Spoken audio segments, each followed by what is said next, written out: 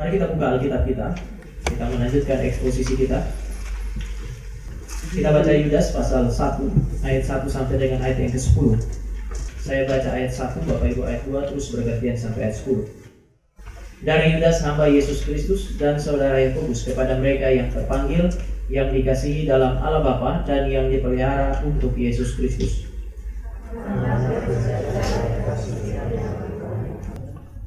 Saudara-saudaraku yang terkasih, sementara aku bersungguh-sungguh berusaha menulis kepada kamu tentang keselamatan kita bersama, aku merasa terdorong untuk menulis ini kepada kamu dan menasihati kamu supaya kamu tetap berjuang untuk mempertahankan iman yang telah disampaikan kepada orang-orang kudus.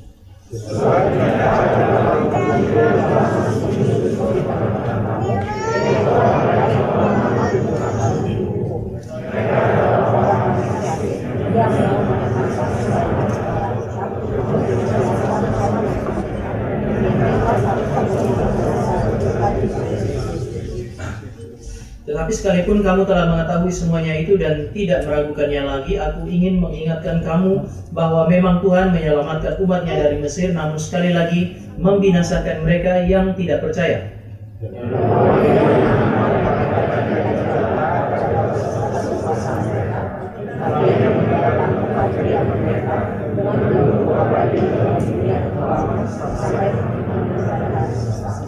Sama seperti Sodom dan Gomora dan kota-kota sekitarnya, yang dengan cara yang sama melakukan percabulan dan mengejar kekuasaan-kekuasaan yang tak wajar, telah menanggung siksaan api kekal sebagai peringatan kepada semua orang.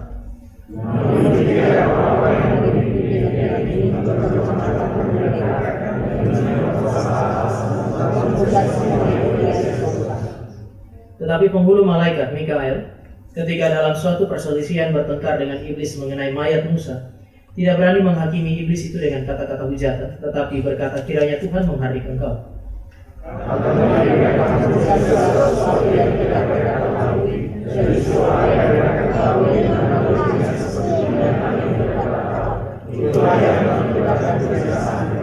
Mari kita berdoa. Kami datang dan menaikkan syukur kami. Kami bersyukur karena kebaikan yang daripada Allah telah dianugerahkan kepada kami di dalam Kristus yang mati menebus dosa kami. Di dalam Dia kami menemukan keselamatan. Di dalam Dia kami mengenal Allah yang benar dan menyembah Allah yang benar. Kami bersyukur karena Allah juga beranugerah melalui pekerjaan Allah Roh Kudus memberikan firman kepada kami supaya kami mengenal Kristus, menerima Dia sebagai Tuhan dan Juru Selamat. Kami bersyukur karena Roh Kudus pula yang melahirkan kami. Roh Kudus yang memberi firman memimpin hidup dalam keselamatan. Kami bersyukur karena Allah Tritunggal inilah yang memanggil kami untuk menikmati persekutuan dengan Dia. Allah yang bersekutu, Allah yang berkomunitas menjadi Allah yang memanggil kami untuk masuk ke dalam persekutuan di dalam komunitas ini. Biarlah Engkau hadir di tengah-tengah kami dan memberkati kami. Lanjutkanlah anugerah-Mu ya Tuhan. Buka pikiran kami supaya kami tidak buta. Tolong kami supaya kami mengerti firman dan menghidupi firman. Di dalam nama Tuhan Yesus kami berdoa. Amin. Bapak Ibu, beberapa waktu yang lalu Bapak Ibu dan saya sudah sampai kepada ayat yang ke-7. Kalau kita mau lihat gambarannya secara keseluruhan di dalam ayat 1 dan 2, Yudas bercerita mengenai kasih karunia Allah. Allah itu adalah Allah yang mulia. Dia mengasihi umat Allah, maka Dia memilih mereka sejak kekekalan, memanggil mereka untuk menerima Injil, menerima keselamatan di dalam sejarah, dan kemudian Dia mendandani mereka untuk memberi petunjuk bahwa gereja adalah sebuah entitas yang sangat mulia. Gereja secara organisasi, gereja secara personal, Bapak Ibu dan saya. Gereja di dalam persekutuan organik, kita satu dengan yang lain. Itu adalah sebuah persekutuan, sebuah entitas yang sangat mulia. Lalu bagaimana Allah menunjukkan bahwa gereja adalah entitas yang mulia? Yang pertama, Allah memberikan firman atau Allah mewariskan firman. Kalau Allah mengasihi saudara dan saya, dan Dia mau membawa saudara dan saya untuk menikmati kemuliaan yang Dia sediakan bagi gereja, maka tidak ada instrumen yang lain yang Dia berikan kecuali firman. Dia beri apa yang disebut sebagai Kristus, tetapi Dia juga memberikan firman kepada Bapak Ibu dan saya. Dia memberi Roh Kudus, dan Roh Kudus menginspirasikan firman bagi Bapak Ibu dan saya. Kalau Bapak Ibu dan saya punya firman, ada orang yang kemudian memberikan kepada kita Alkitab, kitab suci yang bisa kita baca. Ada orang yang bisa memberikan penjelasan kepada Bapak Ibu dan saya supaya kemudian kita mengerti. Bapak Ibu dan saya bergumul dengan firman dan ternyata Bapak Ibu dan saya mengerti. Itu adalah anugerah Tuhan. Itu tanda yang sangat jelas bahwa gereja Allah sementara membawa Bapak Ibu dan saya menuju kepada apa yang disebut sebagai kemuliaan. Tetapi kemudian di dalam ayat yang 5 sampai dengan ayat yang 7 ada perintah untuk memelihara atau menjaga kekudusan. Sekali lagi Yudas mengatakan bahwa kamu adalah entitas yang sangat mulia. Kalau seandainya Allah itu membawa kamu kepada kemuliaan yang dia miliki, maka dia pertama kasih firman. Setelah itu dia akan pimpin dengan firman supaya kita menghidupi kehidupan yang kudus. Maka kalau kita lihat ayat 5 sampai dengan ayat yang ke-7 beberapa waktu yang lalu, kita menjumpai pesan yang diberikan oleh Yudas supaya jemaat menjaga kekudusan. Pertanyaannya sekarang adalah bagaimana kita yang telah diciptakan sebagai entitas yang mulia ini harus menjaga kekudusan. Ayat yang kelima memberi perintah bagi saudara dan saya untuk berjuang, menerima kebenaran dan mengimani kebenaran. Kita adalah orang-orang yang harus terus belajar, dan setelah saudara dan saya belajar memahami kebenaran, kebenaran itu harus diterima sebagai kebenaran, diimani di dalam situasi yang sulit. Contoh yang dipakai adalah Israel. Israel sudah dibawa keluar dari tanah Mesir, tetapi di dalam perjalanan ketika mereka berhadapan dengan tantangan, mereka meragukan firman Allah. Saudara, meragukan firman Allah bukan persoalan yang ringan. Meragukan firman Allah adalah persoalan yang sangat berat. Karena kalau meragukan firman Allah, berarti saudara dan saya meragukan Allah yang berfirman. Seolah-olah Allah yang berfirman itu adalah seorang penipu. Oleh karena itu maka Yohanes bilang, kalau kamu meragukan firman Allah, kamu menjadikan Allah sebagai penipu. Tetapi persoalannya bukan hanya menuduh Allah sebagai penipu dan meragukan dia. Semua orang yang meragukan firman selalu membutuhkan fondasi yang pasti supaya dia bisa berdiri. Saudara dan saya butuh sesuatu yang pasti, yang bisa diyakini supaya kita bisa menjalani hidup dengan nyaman. Kalau itu sudah bukan firman, dan kalau itu bukan Allah, saudara dan saya akan mencari fondasi yang lain yang kita rasa lebih kuat, lebih bisa disandari. Dan ketika saudara dan saya menemukan fondasi itu bukan sebuah kebahagiaan, itu sebuah ancaman secara spiritual. Karena kalau ada fondasi yang lebih kuat daripada Allah dan firman-Nya, itu pasti beralah. Di dalam dunia ini tidak ada fondasi yang lebih kuat daripada Allah dan firman. Tidak ada yang bisa lebih dipercayai daripada Allah dan firman. Maka Bapak Ibu dan saya tidak punya pilihan yang lain sebagai orang Kristen. Orang Kristen hanya bisa jaga kekudusan kalau dia percaya kepada Allah dan percaya kepada jaminan-jaminan yang ditemukan di dalam firman-Nya. Maka pekerjaan orang Kristen ada dua, saudara, di dalam ayat yang kelima itu. Pekerjaan pertama adalah mereka belajar supaya mereka mengerti kebenaran. Tidak ada pilihan yang lain. Bapak Ibu, beberapa waktu yang lalu mungkin aturan yang diterapkan di dalam gereja ini tidak terlalu menyenangkan. Semua yang melayani haruslah orang-orang yang juga pada saat yang sama mau memberi diri untuk belajar. Tetapi pembelajaran adalah proses yang harus dilewati oleh orang Kristen. Bapak Ibu, ada satu istilah yang sering kita pakai dan memang Yesus Kristus perintahkan itu, yaitu pemuridan. Kata pemuridan datang dari satu kata dasar itu kata dasar murid. Murid adalah orang yang meletakkan dirinya di bawah kebenaran untuk bisa belajar. Semua saudara dan saya adalah murid Kristus.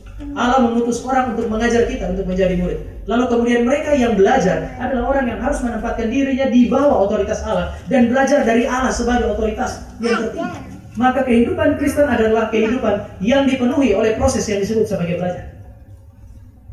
Tetapi kemudian Bapak Ibu ketika dia mengatakan percayalah, kamu sudah yakin, artinya kamu sudah tahu itu kebenaran, kamu sudah yakin itu benar. Tapi kemudian dia bilang imani itu. Maksudnya apa? Maksudnya Bapak Ibu dan saya harus belajar menaklukkan ketidakpercayaan kita. Yakin bahwa itu benar satu hal, tetapi mau menaklukkan ketidakpercayaan, menundukkan hati kita kepada kebenaran, itu hal yang berbeda. Ada masa di mana saudara dan saya tahu itu benar, itu sesuai dengan firman, itu kehendak Allah. Tetapi ketika kita mau melakukannya ada banyak kesulitan sehingga kita mulai meragukannya. Baru kira-kira dua minggu yang lalu kami ada kedukaan, kemudian yang meninggal tante saya di Bandung, saya yang ditugaskan bawa dari Bandung menuju ke Kupang, lalu nanti dari Kupang kami bawa ke Rote. Semuanya awalnya itu berjalan baik. Begitu beliau meninggal, saya dan istri dari Depok menuju ke Bandung. Selesai ibadah penghiburan oleh GRI Bandung pada hari Senin malam, kami bawa dengan kargo untuk pergi ke sana, kejar kapal yang pergi ke Rote hari itu juga. Tetapi begitu pesawat mendarat, itu kapal sudah berangkat. Jadi kami tidak bisa bawa jenazah. Jadi karena Selasa tidak bisa, maka rencananya hari Rabu. Persoalannya Selasa malam selesai ibadah penghiburan dapat kabar dari BMKG bahwa angin terlalu besar. Lalu kemudian dari Telni ada pengumuman tidak ada kapal. Artinya kami tidak bisa bawa jenazah itu dengan ferry, Bapak Ibu.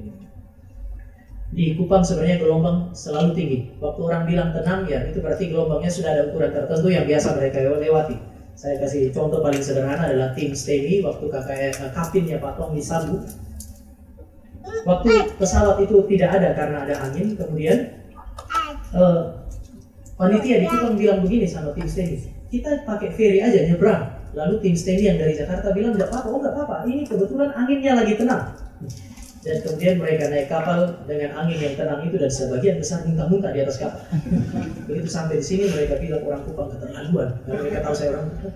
Mereka bilang angin tenang, tapi kami sebagian besar muntah-muntah di kapal. Saya bilang, Pak, sorry, Tapi bagi orang Kupang memang itu sudah tenang. Artinya setiap hari ketika mereka lewati ombak dengan gelombang dengan 2-3 meter itu sesuatu yang biasa. Mereka akan berhenti ketika BMKG umumkan 5-7 meter. Artinya 2-3 meter biasa. Bagi kita yang terbiasa naik pesawat, ketemu yang begitu kan itu sesuatu yang asing. Bagi mereka enggak. Hari itu Bapak Ibu, gelombang cukup tinggi sehingga kami nggak jalan. Kami pikir hari Kamis bisa jalan. Ternyata diumumkan lagi di Rabu malam, Kamis nggak ada. Nah disitulah mulai terjadi pergumulan. Ada semacam keluarga, kemudian sebagian besar yang dirotek, kapan kalian bawa jenazah? Saya bilang, papa saya yang jawab, nggak bisa karena ada angin. Lalu kemudian mereka bilang, kami akan bawa kapal. Jadi mereka punya kapal-kapal itu, kapal-kapal kecil yang mereka mau bawa. Papa saya bilang, nanti kami kubur orang lebih banyak. Jadi sebaiknya jangan datang, saya tidak mau kubur lebih banyak orang atau apa. Lalu kemudian terjadi, akhirnya ada sedikit ketegangan di hari Kamis itu. Dan seolah-olah ada kesan kami itu menahan jenazah itu di Kupang. Waktu itu papa saya sudah diam, saya telepon, kemudian saya bilang, kalian pikir kami di Kupang ini, saya ini apakah pengendali angin dan badai? Sehingga saya bisa bikin badai hanya untuk menahan jenazah itu. Pergumulan panjang Bapak Ibu. Padahal Bapak Ibu hari Selasa malam, Rabu malam, itu semua keluarga besar kami itu banyak hamba Tuhan, banyak pendeta. Bapak Ibu mau pendeta dari denominasi mana? Saya Reform, karismatik ada, Injili ada, dan semua berdoa hari itu kepada Tuhan yang sama dengan versi masing-masing. Kita Reform kan tenang. Ada saudara saya pun berdoa sambil pukul-pukul meja, pukul tembok. Tapi angin gak hilang-hilang. Dan akhirnya badai yang tadinya di laut itu pindah ke rumah kami. Permulaan biasa orang timur, orang Batak itu sama. Kalau sudah urusan yang begitu tuh jadi panjang. Tetapi setelah semalam hari Rabu malam, semua keluarga kumpul, kemudian ngobrol lagi, saling mengampuni, saling memaafkan. Di situ karena kata-kata yang kasar yang keluar. Saya waktu sudah selesai kemudian saya bilang mungkin kita sama-sama percaya bahwa Tuhan kita sanggup menghentikan badai. Tapi kita sama-sama tidak percaya bahwa Tuhan kalau tidak mengikuti doa kita, Dia tidak menghentikan badai. Itu adalah keputusan terbaik bagi kita. Kita percaya Allah sanggup untuk menghentikan badai, kan ya? Kalau Dia mau, badai berhenti. Kalau Dia tidak mau, ya badai akan terus berjalan. Kami percaya Allah sanggup menghentikan badai, maka kami berdoa supaya Allah hentikan badai. Tetapi ketika Allah tidak menghentikan badai, kelihatannya kami tidak terlalu percaya bahwa itu adalah keputusan terbaik bagi kami sebagai keluarga. Maka berantem, seolah-olah dengan berantem kemudian badai itu akan berhenti. Saudara, ada masa di mana saudara dan saya percaya kepada firman, tetapi ketika firman kenyataan tidak sesuai dengan firman, keraguan itu terlalu banyak. Yang diperintahkan dalam ayat yang kelima, kamu adalah entitas yang sangat mulia, gereja yang didirikan oleh Allah, taklukkanlah ketidakpercayaan. Ayat 6, kalau kamu percaya maka kamu akan tinggal di dalam batas-batas yang ditetapkan oleh Allah. Saudara dan saya tidak mungkin hidup di dalam kekudusan kalau kita melampaui batas-batas yang ditetapkan oleh Allah melalui firman. Satu-satunya jalan supaya kita hidup suci di hadapan Tuhan, kemuliaan Tuhan dinyatakan melalui gereja yang hidup suci adalah gereja membiarkan diri mereka hidup di dalam batas-batas yang ditetapkan oleh Allah. Maka Yudas bilang, belajarlah dari para malaikat itu. Malaikat-malaikat yang jatuh adalah malaikat-malaikat yang enggan diam di dalam batas yang ditetapkan oleh Allah. Oleh karena itu tidak ada pengampunan bagi mereka. Setiap orang yang terus-menerus melewati batas-batas yang ditetapkan oleh Allah, dia harus tanya, jangan-jangan memang Tuhan tidak pernah panggil dia untuk menikmati keselamatan. Yang ketiga, dia bilang kamu hanya bisa menjaga kekudusan di dalam ayat yang ke-7 kalau kamu tidak serakah di dalam dosa. Ketika saudara dan saya hidup di dalam dosa, ada banyak kepuasan yang bisa kita dapatkan. Yudas bilang, ketika kita sudah mendapatkan kepuasan dari hidup di dalam dosa, kegodaan untuk terus hidup dan menikmati dosa itu sangat besar. Maka dia bilang jangan terus tinggal di situ. Kamu jangan memuaskan dirimu dengan hasrat yang berdosa, tindakan yang berdosa. Kamu harus meninggalkan itu semua. Supaya apa? Supaya kamu bisa menyaksikan apa yang disebut sebagai kemuliaan Tuhan. Tetapi sekarang Bapak Ibu, dia lihat kepada sejarah Israel. Dia lihat kepada sejarah Sodom dan Gomora. Dia lihat kepada sejarah kerajaan surga di mana malaikat-malaikat itu jatuh. Ada satu hal yang Tuhan selalu pakai untuk ajar Bapak Ibu dan saya, yaitu sejarah. Tuhan pakai sejarah untuk kemudian mengajar Bapak Ibu dan saya untuk mengerti dan memahami apa yang disebut sebagai kehendaknya. Tuhan bisa pakai banyak hal, tetapi salah satu yang selalu dia pakai untuk mengajar umatnya adalah apa yang hari ini Bapak Ibu dan saya sebut sebagai sejarah. Sejarah tidak hanya menyimpan masa lalu. Sejarah menyimpan bijaksana, entah itu bijaksana secara natural ataupun bijaksana secara spiritual yang daripadanya Bapak Ibu dan saya bisa belajar. Oleh sebab itu, Hegel itu pernah bilang, kesalahan terbesar yang dilakukan oleh manusia di dalam sejarah adalah keengganan untuk belajar dari sejarah. Kadang-kadang kita berpikir bahwa sejarah itu hanya menyimpan masa lalu, peristiwa-peristiwa masa lalu, tanggal, nama, itulah yang ada di sana, dan seringkali ini membuat saudara saya bosan belajar sejarah, bukan?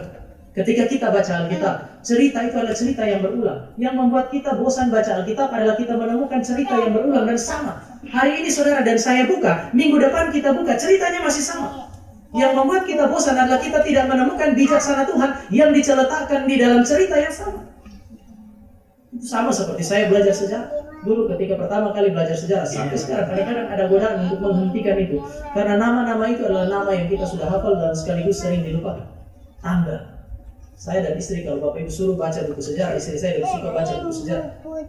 Setelah dia baca, dia hafal nama, dia hafal tanggal, dia hafal peristiwa. Kalau saya begitu baca buku sejarah, saya mengerti peristiwanya, saya tidak tahu namanya, bisa lupa nama, saya bisa lupa angka yang ada di sana, tanggal semua itu, tahun, kacau banget. Sehingga kalau saya ingat peristiwa, biasanya saya lalu kemudian mau masuk dalam khotbah, daripada saya buka buku lagi. Kalau saya tahu dia baca, biasa saya datang ke dia, kemudian saya tanya, tempo hari sudah pernah baca itu kan tanggal berapa, apa yang terjadi. Kan bagus loh, daripada buka buku saya capek, mending ada kamus yang hidup langsung bicara. Sejarah membosankan karena saudara saya selalu membayangkan bahwa dia hanya menyimpan masa lalu. Sekarang, dengan merujuk kepada peristiwa yang ada di dalam di Sodom dan Gomora, merujuk kepada peristiwa perjalanan orang Israel, bahkan bercerita mengenai apa yang terjadi di dalam sejarah kerajaan Allah. Dia mau bilang kepada saudara saya bahwa sebenarnya sejarah itu ditulis oleh tangan Tuhan yang bijak.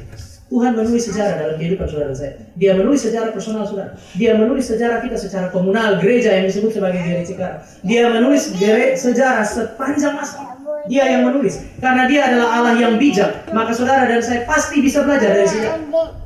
Sains, ilmu pengetahuan, itu berkembang karena ada orang yang mencatatnya sebagai bagian dari sejarah. Karl Popper, seorang pemikir yang seringkali dianggap sebagai filsuf di dalam sains itu, dia menggunakan satu istilah, itu kalimat-kalimat protokol. Sains hanya bisa berjalan melalui kalimat protokol. Kalau ada seorang ahli, dia masuk ke laboratorium, dia nggak hanya masuk ke sana lalu melakukan percobaan, tapi ketika dia melakukan percobaan, dia nggak boleh hanya ingat, dia harus tulis semua itu. Saya masuk jam sekian, ketika saya masuk suhu berapa, apa yang saya lakukan. Ketika saya melakukan ini 5 menit kemudian, 10 menit kemudian apa yang terjadi? Itu semua harus direkam. Supaya apa? Supaya besok ketika dia datang lagi, atau orang lain datang, orang lain melakukan percobaan yang sama, di jam yang sama, di suhu yang sama, diharapkan hasilnya sama. Sains sangat bergantung kepada sejarah. Saudara dan saya, manusia hari ini, mereka mau belajar, mereka mengingat kepada masa lalu. Belajar dari kesalahan masa lalu untuk memperbaiki kehidupan hari ini dan kehidupan di masa yang akan datang. Demikian juga ketika saudara dan saya berhadapan dengan sejarah, kita bisa belajar banyak hal. Tetapi yang saudara dan saya perlu temukan adalah bijaksana ilahi yang dituliskan Allah di dalam sejarah. Dan untuk menemukan itu, Bapak Ibu dan saya butuh firman. Sejarah tidak bicara apa-apa. Peristiwa Sodom dan Gomora ketika terjadi, Bapak Ibu akan menemukan orang zaman itu cuma bertanya-tanya, kenapa ini terjadi? Kemudian orang-orang yang belajar sains hari ini harus mempelajari apa yang terjadi sehingga Sodom dan Gomora hancur dengan api dari langit. Mereka bilang ada meteor jatuh. Penjelasannya sangat ilmiah. Alkitab tidak bukan merupakan buku ilmiah yang menjelaskan bagaimana itu terjadi, tapi dia memberikan kepada Bapak Ibu dan saya alasan kenapa itu terjadi. Dia memberi petunjuk kepada saudara dan saya bahwa manusia zaman itu sudah ada di puncak kejahatannya dia.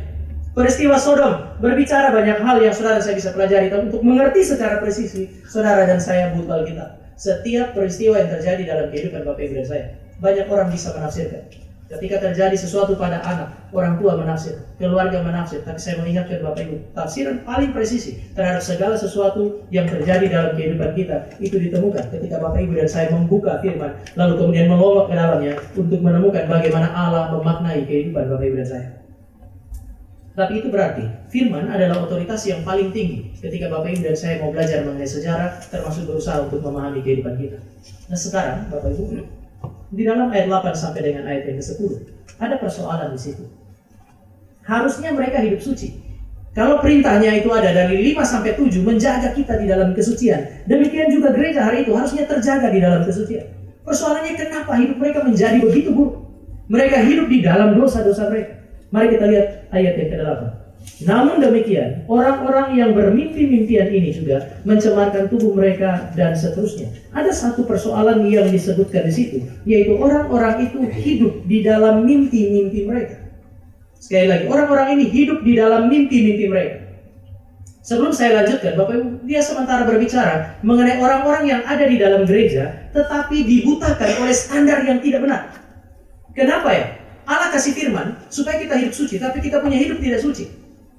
Yudas cuma mau bilang, karena kamu menghidupi standar yang tidak benar. Kamu nggak pakai Alkitab sebagai standar yang seharusnya. Maka dia bilang, kamu pakai mimpi-mimpimu. Bapak Ibu, semua manusia butuh standar. Semua manusia butuh patokan. Semua manusia butuh orientasi. Supaya dia bisa berjalan dengan benar.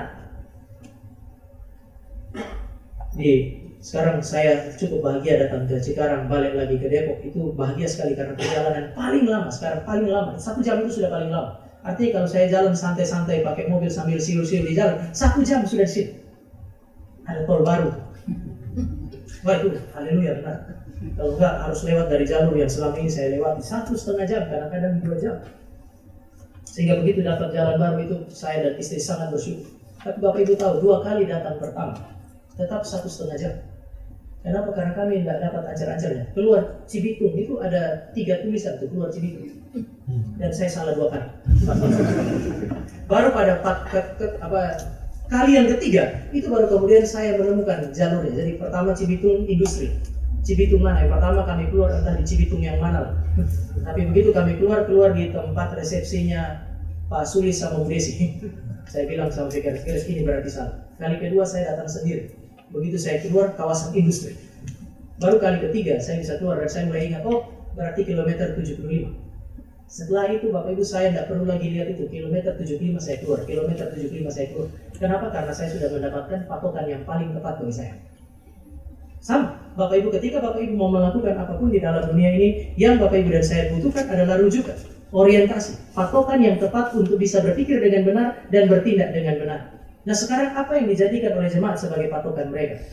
Yudas pakai istilah mimpi. Kamu menjadikan mimpi-mimpimu sebagai standar. Dan persoalannya, stensisnya di situ, itu bukan sewaktu-waktu pakai mimpi jadi standar, tetapi terus-menerus pakai mimpi jadi standar. Istilah mimpi di situ bisa diterjemahkan mimpi secara rupiah atau juga bisa bicara mengenai penglihatan-penglihatan. Jadi sebenarnya masalah gereja zaman dulu dengan gereja zaman sekarang itu sama saja. Sama-sama mengandalkan mimpi-mimpi mereka. Dan kalau saudara adalah orang-orang yang terlalu berpaku pada mimpi ya. Saya heran kenapa Bapak Ibu mirip sekali dengan orang yang sekarang ini judi togel. Kalau dia dapat mimpi, dapat angka, dia tulis. Hari ini saudara dan saya juga sering kali menemukan orang terus-menerus seperti penjudi togel itu bergantung kepada mimpi untuk hidup mereka. Hari ini saudara dan saya menemukan Yudas bicara, kenapa kehidupan gereja hancur hari itu? Mereka bergantung terus-menerus kepada mimpi-mimpi mereka. Memang di dalam Alkitab, mimpi itu bisa positif, bisa negatif. Maka Yoel bilang, kalau Roh Kudus turun, teruna-terunamu akan bernubuat, akan mendapat mimpi dan seterusnya. Waktu Petrus khotbah di Pentakosta, Petrus bilang ini adalah penggenapan dari apa yang dijanjikan di dalam kitab Yoel. Di dalam Alkitab kita dapat juga ada mimpi-mimpi yang dipakai oleh Tuhan untuk kemudian mengarahkan orang. Di Mesir 1 kali, di Babel 1 kali. Saudara juga bisa menemukan bagaimana Tuhan memberikan pimpinan kepada Yusuf melalui mimpi. Jadi ada saja kisah-kisah mengenai Allah memakai mimpi. Tapi yang Bapak Ibu dan saya tidak boleh lupa adalah di dalam Alkitab nabi-nabi palsu juga pakai mimpi. Sehingga ada beberapa persoalan dengan mimpi hari ini kalau seandainya Bapak Ibu melihat orang cenderung menggunakan mimpi sebagai guidance bagi kehidupan mereka. Yang pertama itu yang paling sederhana. Di dalam Alkitab berapa banyak mimpi yang dipakai oleh Allah untuk memberikan petunjuk? Mimpi Yusuf 2 kali. Mimpi Nebukadnezar 1 kali, mimpinya siapa? Firaun 1 kali, ada berapa mimpi lagi? Bapak Ibu bisa cari-cari di dalam Alkitab dan mungkin tidak lebih dari 15. Saya mau tanya, 15 orang yang mimpi itu, memangnya seumur hidup cuma 1 mimpi? Seumur hidup mereka, dari mereka kecil sampai mati lagi ada begitu banyak mimpi. Dan Alkitab cuma pakai beberapa, 15. Ada begitu banyak orang yang disebut sebagai umat Allah dan ada berapa banyak mimpi? Kalau Bapak Ibu bilang di dalam Alkitab ada, iya. Dan banyak orang yang ada dalam Alkitab dekat dengan Tuhan dan Tuhan tidak pakai mimpi mereka untuk mengarahkan kehidupan mereka. Hari ini Bapak Ibu dan saya bergantung kepada apa yang disebut sebagai mimpi, kepada hal-hal, saya bilang Bapak Ibu nanti Bapak Ibu kasih. Banyak orang di dalam gereja bergantung kepada mimpi untuk mengarahkan hidup mereka. Dan Yudas bilang, ini adalah cara yang dipakai oleh iblis untuk mengarahkan gereja kepada apa yang disebut sebagai amoralitas. Penglihatan. Kadang-kadang ini menjadi hal-hal yang menarik. Tetapi Bapak Ibu, saya mau ingatkan Bapak Ibu bahwa penglihatan itu bukan standar tertinggi bagi gereja untuk mengarahkan hidupnya. Beberapa waktu yang lalu sebelum masuk ke GRI, saya masih kuliah di 3. Kemudian kami diutus untuk pergi ke Alor untuk melayani. NTT itu saya tidak tahu, tapi daerah timur termasuk Nusa Tenggara Timur itu adalah daerah-daerah yang cukup mistik, Bapak Ibu. Mereka akan lebih percaya hal-hal yang mistik daripada penjelasan rasional seperti yang saya jelaskan kayak begini. Oleh sebab itu satu kali waktu kami pergi dan melayani di Alor waktu kami masih mahasiswa. Lalu kemudian ada satu anak gadis yang pergi ke sawah waktu dia pergi ke ladang, lalu kemudian dia patok ular di situ. Kondisi kesehatannya itu makin lama makin merosot. Lalu kemudian di Kupang itu terkenal yang namanya tim doa. Jadi ada tim-tim yang kemudian biasa sama-sama terus mereka akan terus berdoa untuk kesembuhan, dan ketika mereka berdoa itu mereka akan dapat mimpi, dapat penglihatan, macam-macam lah. Petunjuk untuk bagaimana bertindak. Dan yang menjadi persoalan adalah hari itu, karena kami baru datang dari Batu, sehingga di situ melayani hari pertama ada KKR, besoknya ada terjadi peristiwa itu, dan gadis itu punya kondisi kesehatan menurun, mereka panggil tim doa, mereka ingat ada yang baru datang dari Jawa, mungkin yang dari Jawa lebih sakti kan, dipanggil lah kami datang. Dosen yang memimpin kami itu adalah seorang dosen yang dia ada pelayanan hari itu, sehingga hari itu dosennya itu cuma bilang begini, Tama kamu bawa sebagai tim ke sana, saya bawa tim yang lain ke pelayanan. Jadi tim terbagi 2. Tapi begitu kami tiba, kami dapati sementara ada satu tim yang lain untuk sedang berdoa di situ. Bagi saya puji Tuhan kalau ada orang lain sudah datang dan berdoa. Tapi yang menjadi persoalan adalah selesai berdoa, kemudian papanya datang, ya ini tim yang tadi sudah berdoa, lalu kemudian tapi belum sembuh ini. Lalu kemudian dia cerita sebelum kami berdoa ada mujizat. Mereka bawa beberapa benda yang saya lihat dengan biji mata saya sendiri, benda-benda itu dibawa. Jadi katanya selama berdoa, tim doa itu berdoa, taruh minyak, lalu pakai Alkitab itu digesek, gosok dia kulitnya. Lalu benda-benda itu keluar. Bapak Ibu tahu apa yang saya lihat dia piring yang dia bawa itu? Ada batu, ada mata pancing, macam-macam. Sakti sekali kan? Sambil dia berdoa keluar benda-benda itu. Secara dari sudut pandang iman Kristen saya tidak percaya. Sehingga kemudian saya bilang, siapa yang tadi berdoa? Dia berdoa dalam nama Yesus. Saya bilang, enggak, saya tidak percaya itu. Tapi kan sekarang anaknya dia yang mau didoakan kan ya? Jadi papanya yang harus ambil keputusan. Papanya jawab sederhana begini, ya kalau tim yang dari Jawa ini bisa melakukan seperti yang tadi, ya saya percaya. Tapi kalau enggak percaya. Kalau mau berdoa silakan saja. Saya bilang enggak, kalau enggak percaya saya enggak berdoa. Itu satu. Yang kedua, kalau situ berdoa pakai setan, saya lihat mereka kaget. Waktu saya bilang, sana berdoa pakai setan, kami berdoa pakai nama Yesus. Lalu kemudian nanti anak ini sembuh, Anda tidak pernah tahu dia sembuh karena nama Yesus atau karena orang itu. Oh jadi kalian tidak mau berdoa? Saya bilang enggak, saya enggak berdoa. Ya sudah, saya tidak percaya. Saya pergi, lalu dia bilang nanti kalau mau doa di sana aja. Saya bilang saya akan berdoa, dan saya kasih tahu isi doa saya sama kamu sekarang. Saya akan berdoa, Tuhan ambil anak itu supaya kamu tahu mana nabi sejati, mana nabi palsu. Kami pulang. Waktu di jalan ada teman tanya, kamu berdoa bagaimana? Saya bilang pulang, kita berdoa. Tuhan harus menunjukkan mana nabi sejati, mana nabi palsu. Dan kami berdoa. Malamnya mama daripada anak itu datang dan kemudian cerita, Tuhan sudah panggil anak itu. Saya bilang, saya bersyukur bukan karena anak itu meninggal, tapi saya bersyukur karena Tuhan tunjukkan kepada kami mana nabi sejati, mana nabi palsu. Saudara tidak bisa pakai mimpi sebagai guidance, karena setan bisa pakai. Saudara tidak bisa pakai hal-hal yang terlihat spektakuler semata-mata sebagai petunjuk yang paling otoritatif. Kalau orang mimpi di dalam Alkitab, tafsirannya dia tidak boleh bertentangan dengan firman Tuhan. Kalau ada penglihatan hari ini, saya bukan orang yang menolak mujizat. Ada yang pakai istilah sesasionis untuk kita reform. Reform tidak sesasionis. Ada orang reform yang menolak mujizat. Banyak orang reform, termasuk saya, masih percaya ada mujizat. Karunia-karunia, saya percaya masih ada. Tetapi ketika karunia-karunia itu dikerjakan, ketika mujizat itu mau dikerjakan, ketika mimpi, penglihatan mau diutarakan, tidak boleh bertentangan dengan kebenaran firman. Dan kalau itu terjadi, berarti ada satu otoritas yang lebih tinggi dari mimpi kita. Ada otoritas yang lebih tinggi daripada penglihatan-penglihatan itu. Dan otoritas itu adalah firman Tuhan. Ini menjadi sesuatu yang tidak terlalu menarik kan? Kok firman Tuhan lagi? Bukankah hal-hal yang bersifat subjektif itu akan kemudian menjadi lebih baik, lebih menarik kalau setiap kali Bapak Ibu dan saya berdoa kemudian ada terjadi sesuatu. Di Kupang kalau ada orang tim doa sudah datang berdoa, Bapak Ibu, dia habis berdoa dia akan bilang, tadi saya berdoa dan saya lihat ada burung terbang, segala macam terbang. Saya nggak mengerti dia berdoa atau dia ngelamun. Tetapi itu saja yang kemudian diceritakan. Dan kadang-kadang apa yang mereka katakan bisa bertentangan dengan kebenaran firman. Bapak Ibu, standar rohani yang tepat itulah yang harus menentukan kehidupan saudara saya. Sekali lagi, Reform tidak sementara menolak karunia dan berbagai macam mujizat yang bisa terjadi di dalam dunia ini.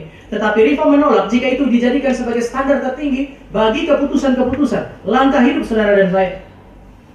Standar tertinggi adalah harta yang berharga yang Allah anugerahkan di dalam kehidupan gereja. Harta yang bersifat objektif, yaitu kebenaran firman. Jika saudara dan saya menyingkirkan firman sebagai standar tertinggi, maka Bapak Ibu akan menemukan beberapa hal ini terjadi dalam kehidupan kita. Sekali lagi, ada dampak jika Bapak Ibu dan saya salah memilih standar bagi kehidupan kita. Kita membiarkan diri kita menjadi buta, kita tidak mau tahu dengan firman, kita pilih yang lain. Jangan pikir bahwa itu tidak memiliki dampak bagi spiritualitas kita. Saya catat kira-kira 3 dampak. Ketika saudara dan saya mengabaikan Alkitab dan menjadi orang buta, menafsir segala sesuatu berdasarkan pengalaman dan berbagai macam hal lain dalam kehidupan kita. Pertama, kita akan kehilangan kepekaan untuk membedakan mana benar, mana salah, mana berdosa, mana suci. Alkitab datang dari Allah yang suci. Firman ada menceritakan mengenai standar Allah yang suci. Untuk membedakan benar, salah, dosa dan tidak dosa, saudara harus kembali kepada Alkitab. Kalau tidak, kita akan kehilangan kepekaan terhadap dosa, terhadap kebenaran, terhadap hal yang salah dan hal yang benar. Bapak Ibu mau lihat petunjuk Alkitab tentang hal ini sederhana. Pemimpin-pemimpin agama Yahudi, orang-orang Farisi adalah orang-orang yang belajar hukum Taurat, bukan? Mereka baca kitab Perjanjian Lama sama seperti saudara dan saya baca kitab Perjanjian Lama. Pertanyaan, kenapa mereka tidak bisa sadar bahwa Yesus Kristus adalah pribadi yang diutus oleh Allah? Sederhana sekali kan ya? Kenapa Yesus bilang begini, jangan menghakimi, padahal Yesus sendiri menghakimi? Kenapa Yesus bilang jangan menghakimi, tetapi murid-murid Yesus melakukan penghakiman? Jadi apa maksudnya kata jangan menghakimi? Secara karikatural itu ada yang menggambarkan Yesus itu seperti dia dari bawah naik tangga bait Allah menuju kepada pelataran bait Allah. Kemudian pemimpin-pemimpin agama itu mereka justru turun dari bait Allah, turun ke bawah karena mereka baru saja melakukan pelayanan. Mereka tahu Yesus mengajar. Mereka tahu bahwa apa yang Yesus ajarkan itu mengancam otoritas mereka. Sehingga ketika mereka turun, mereka lihat kepada Yesus, mereka bisa memandang Yesus dengan tatapan yang begitu sinis.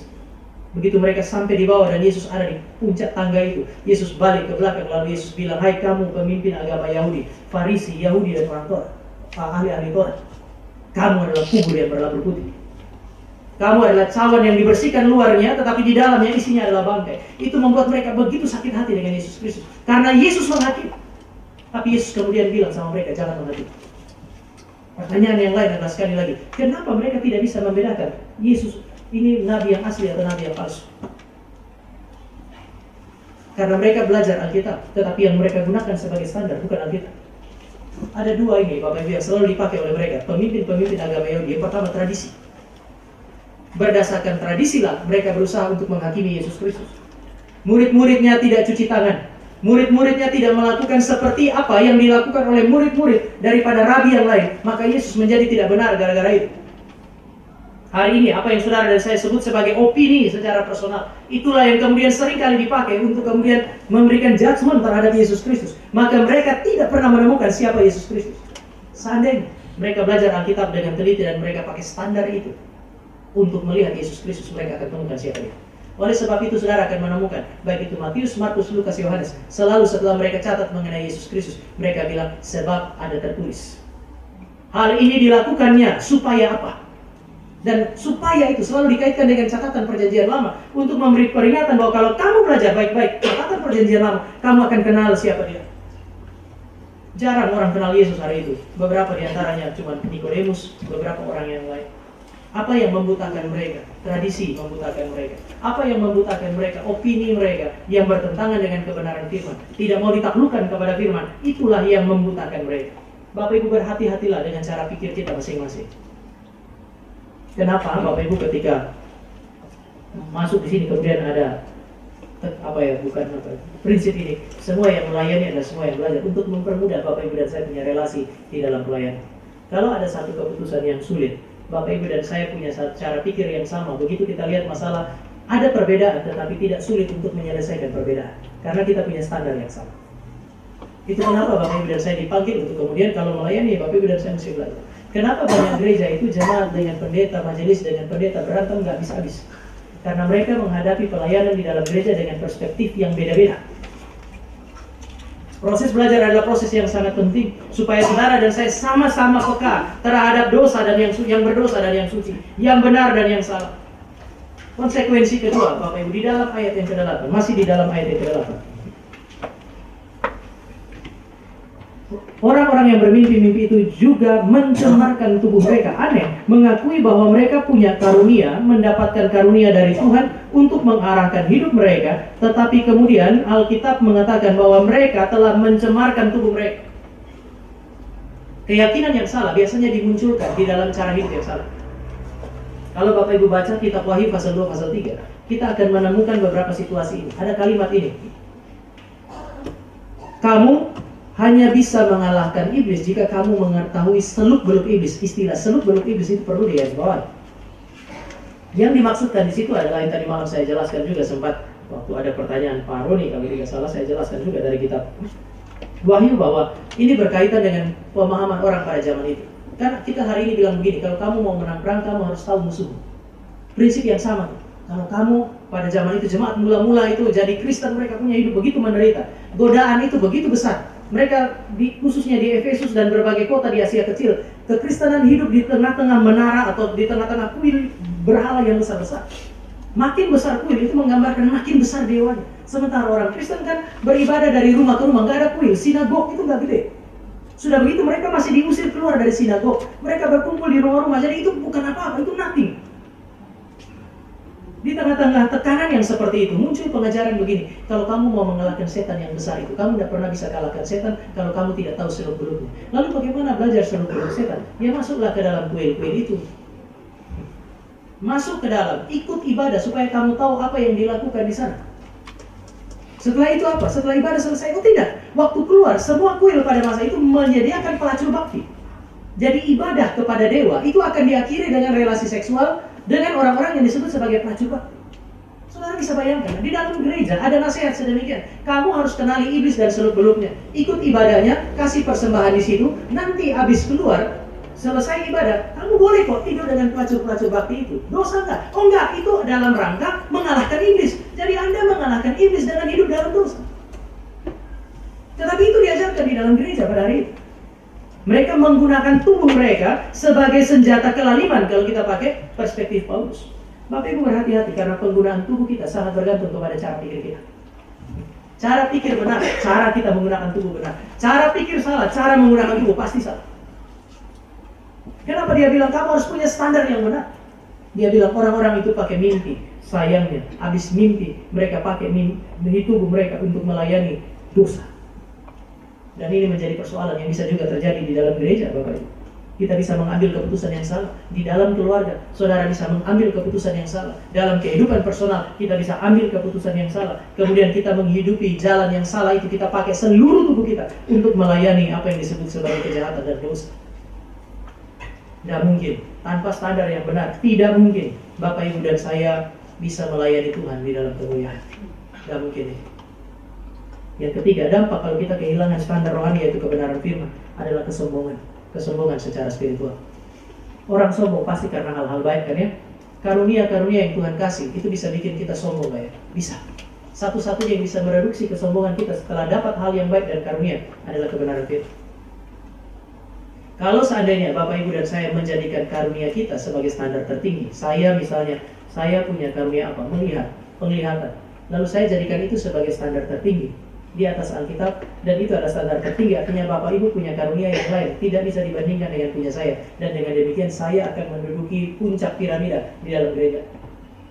Ini yang bikin jadi masalah hari ini di dalam gereja-gereja modern kan ya. Ketika mereka menjadikan karunia-karunia itu sebagai standar tertinggi, yang merasa punya karunia penglihatan merasa dia ada posisi yang paling tinggi, yang punya bahasa roh dia tempatkan itu pada posisi yang paling tinggi. Tetapi kalau orang-orang ini sadar bahwa Alkitab firman diberikan untuk mengarahkan cara saudara dan saya menggunakan karunia-karunia kita, saudara dan saya nggak akan sombong karena ada otoritas yang lebih tinggi daripada apa yang kita punya. Dan berbahagialah saudara dan saya yang ada di dalam tradisi-tradisi gereja yang menghargai Alkitab sebagai firman. Alkitab itu bukan hanya objektif, tetapi diberikan kepada semua tanpa terkecuali.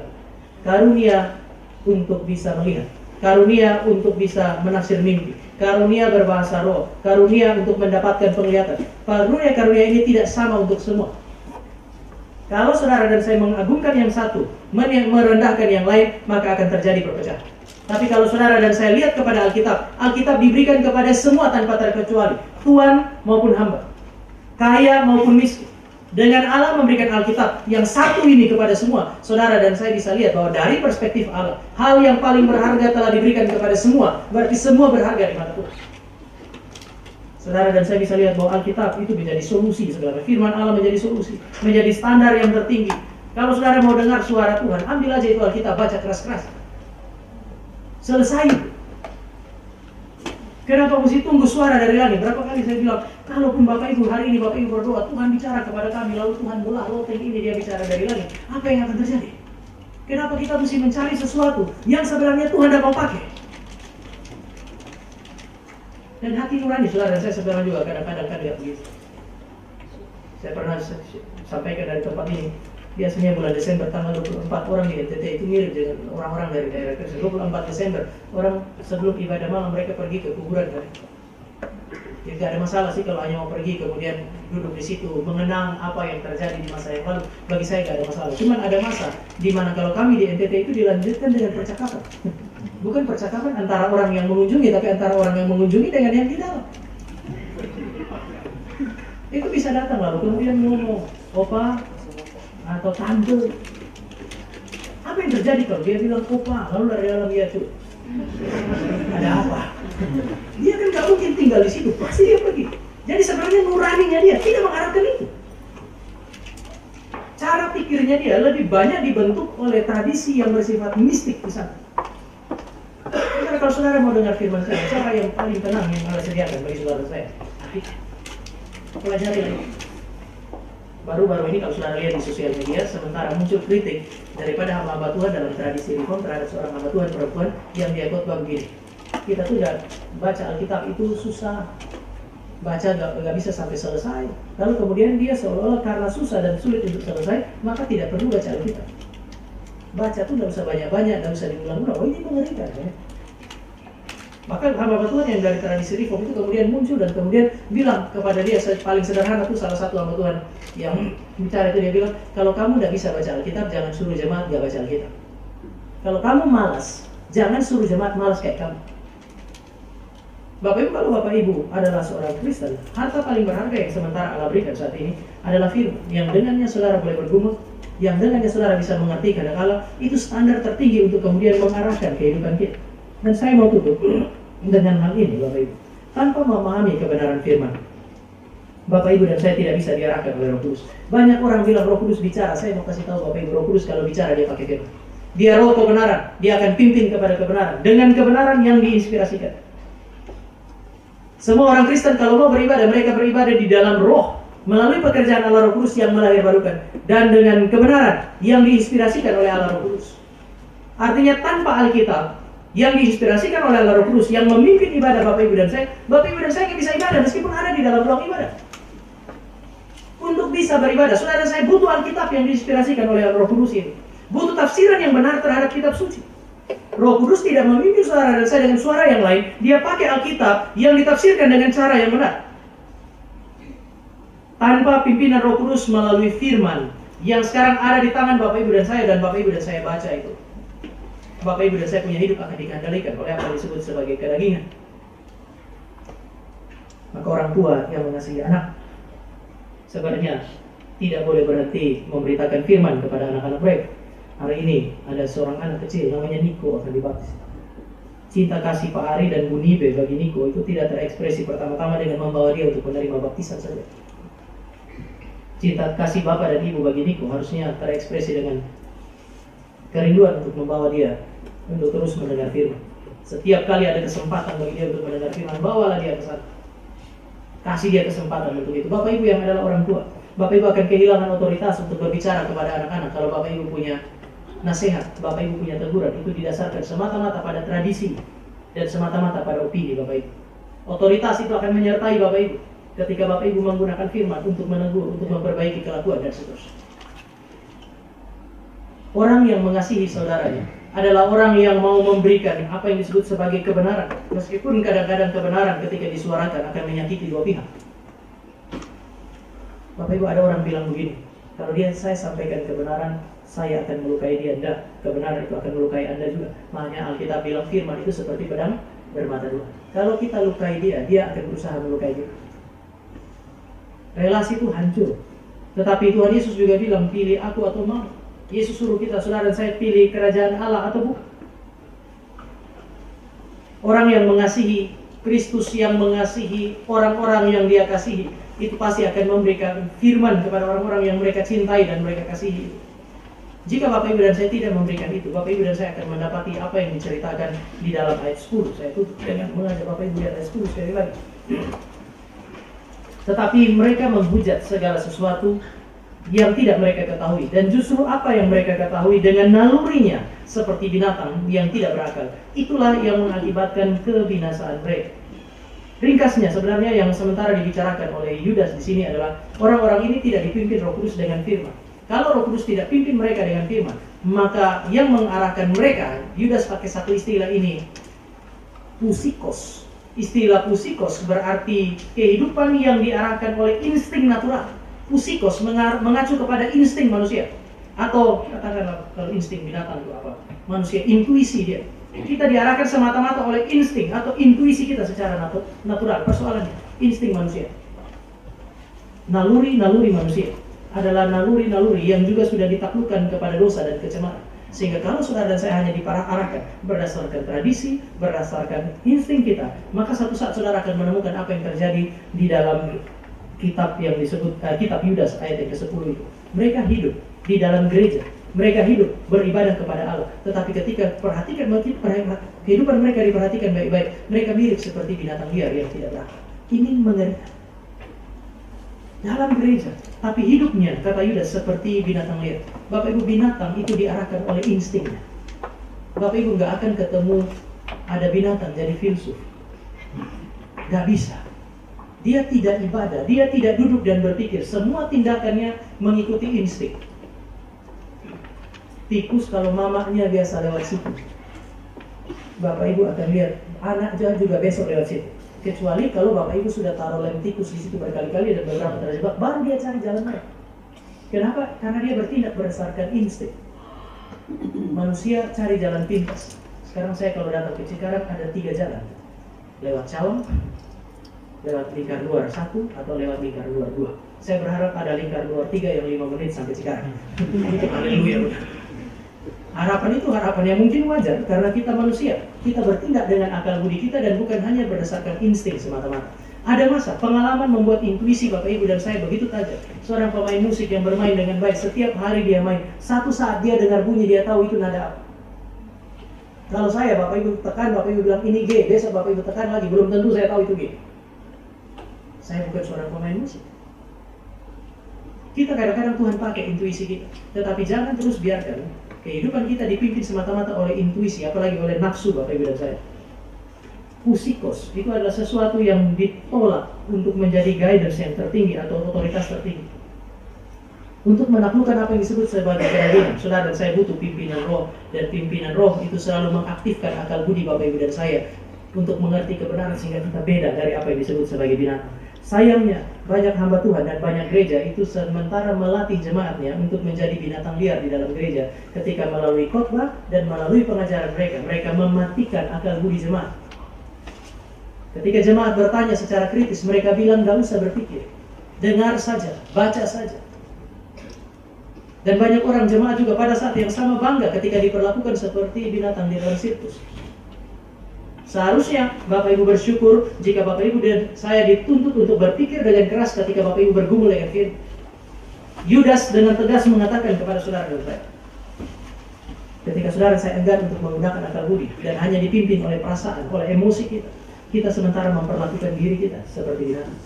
Dan memperlakukan diri seperti binatang di tataran berpikir pasti akan nampak di dalam kehidupan yang amoral. Sudah tahu bersinah itu dosa, saudara pergi dan saudara bersinah.